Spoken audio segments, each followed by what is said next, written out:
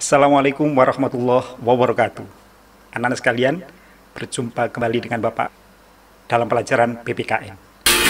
5 Persatuan dan Kesatuan pada masa Orde Baru, tanggal 11 Maret tahun 1966 sampai dengan tanggal 21 Mei tahun 1998.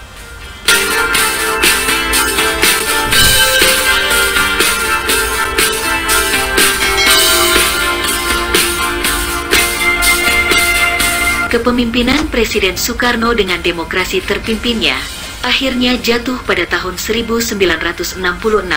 Jatuhnya Soekarno menandai berakhirnya masa Orde Lama dan digantikan oleh kekuatan baru, yang dikenal dengan sebutan Orde Baru yang dipimpin Soeharto. Ia muncul sebagai pemimpin Orde Baru yang siap untuk membangun kembali pemerintahan yang berdasarkan Pancasila dan Undang-Undang Dasar 1945 secara murni dan konsekuen.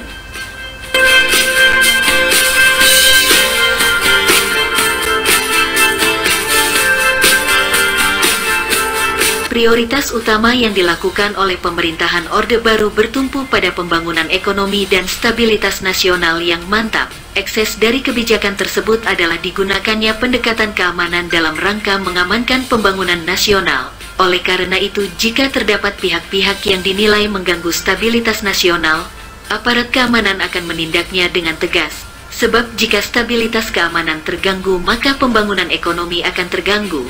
Jika pembangunan ekonomi terganggu, maka pembangunan nasional tidak akan berhasil.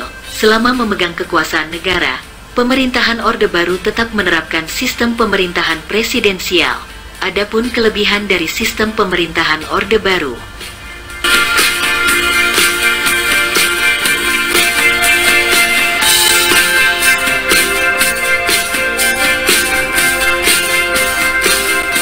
A. Perkembangan pendapatan per kapita masyarakat Indonesia yang pada tahun 1968 hanya $70 Amerika Serikat dan pada 1996 telah mencapai lebih dari $1.000 Amerika Serikat. B. Suksesnya program transmigrasi. C. Suksesnya program keluarga berencana. D. Sukses memerangi buta huruf.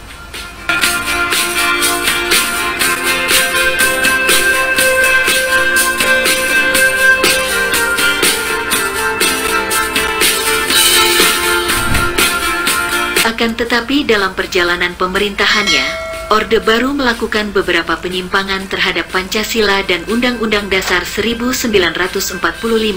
Beberapa penyimpangan konstitusional yang paling menonjol pada masa pemerintahan Orde Baru sekaligus menjadi kelemahan sistem pemerintahan Orde Baru adalah sebagai berikut.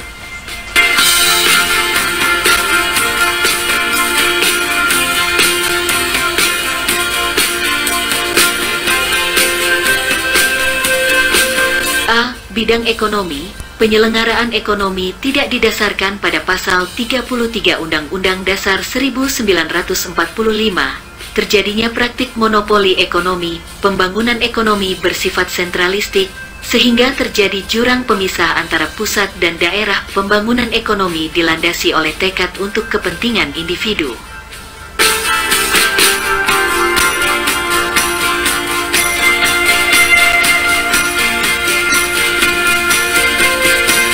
B. Bidang politik. Kekuasaan berada di tangan lembaga eksekutif. Presiden sebagai pelaksana undang-undang kedudukannya lebih dominan dibandingkan dengan lembaga legislatif. Pemerintahan bersifat sentralistik. Berbagai keputusan disosialisasikan dengan sistem komando. Tidak ada kebebasan untuk mengkritik jalannya pemerintahan. Praktik kolusi, korupsi, dan nepotisme (KKN) biasa terjadi yang tentunya merugikan perekonomian negara dan kepercayaan masyarakat.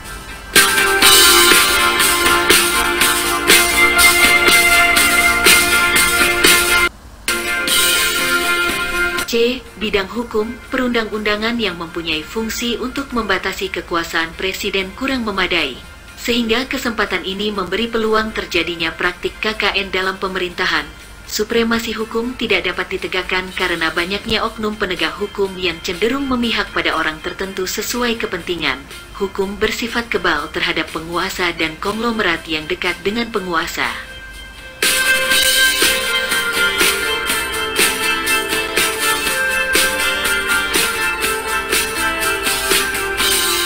Segala penyimpangan yang disebutkan di atas mengakibatkan negara Indonesia terjerembab pada suatu keadaan krisis multidimensional. Kondisi yang mencemaskan ini telah membangkitkan gerakan reformasi menumbangkan rezim otoriter.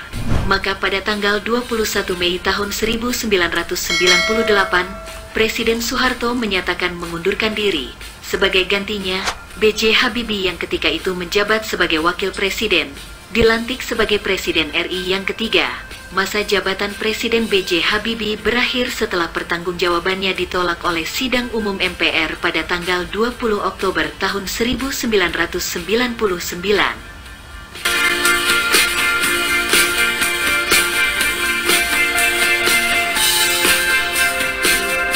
Nah, anak sekalian, itulah materi kita hari ini.